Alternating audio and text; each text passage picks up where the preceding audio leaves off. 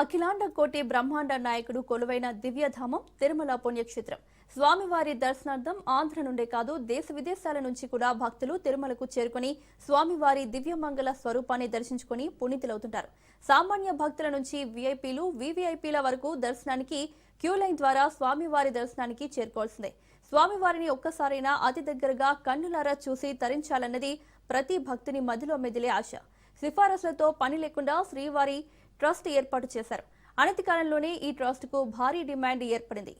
తిరుమలలో ఆఫ్లైన్ విధానంలో జారీ చేస్తున్న శ్రీవాణి దర్శన టికెట్ల కోటాను త్వరలో ఆన్లైన్లోకి మార్చేందుకు టీటీడీ ప్రణాళికలు సిద్ధం చేసింది. సిఫార్సు లేఖలకు విపరీతమైన డిమాండ్ ఉండటంతో భక్తులు 10,500 శ్రీవాణి దర్శన టికెట్ల కోసం పోటీ పడుతున్నారు. 3 నెలల ముందుగా ఆన్లైన్లో రోజుకు 500 టికెట్ల చొప్పున అందుబాటులో ఉంచుతుండగా భక్తులు క్షణాల్లో బుక్ చేసుకుంటున్నారు. మరోవైపు ఆఫ్లైన్లో ఏ రోజుకు ఆ రోజు తిరుమలలో 800, తిరుపతి విమానాశ్రయంలో మరో 200 టికెట్లను జారీ చేస్తున్నారు. శ్రీవాణి దర్శన టికెట్ల కోసం నేరుగా తిరుమలకు వచ్చే భక్తుల సంఖ్య క్రమేణా పెరుగుతోంది.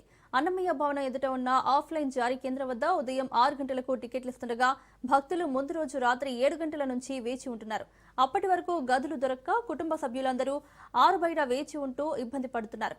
మరోవైపు ఈ కోటా పరిమితంగా ఉండడంతో టికెట్లు రాని భక్తులు ఆందోళనకు దిగడం పరిపాటిగా మారింది.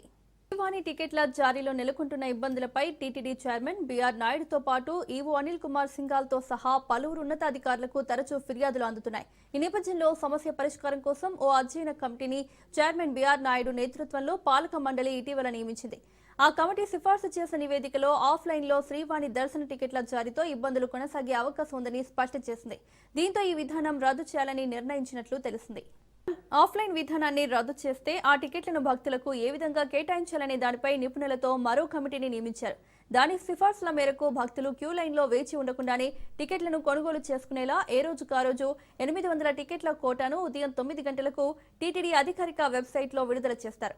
సాయంత్రం 4 గంటలకు దర్శనానికి రిపోర్టు చేయగలవారు ఆన్లైన్లో శ్రీవాణి ట్రస్టుకు నగదు చెల్లించి దర్శన టికెట్లు కొనుగోలు చేసుకునే సదుపాయాన్ని ఈ నెల 9 నుండి భక్తులకు టీటీడీ అందుబాటులోకి తీసుకురానుంది. 1+3 ఒక బుకింగ్ ద్వారా 4 మించకుండా శ్రీవాణి దర్శన టికెట్లు పొందేలా సాఫ్ట్వేర్ రూపొందించారు.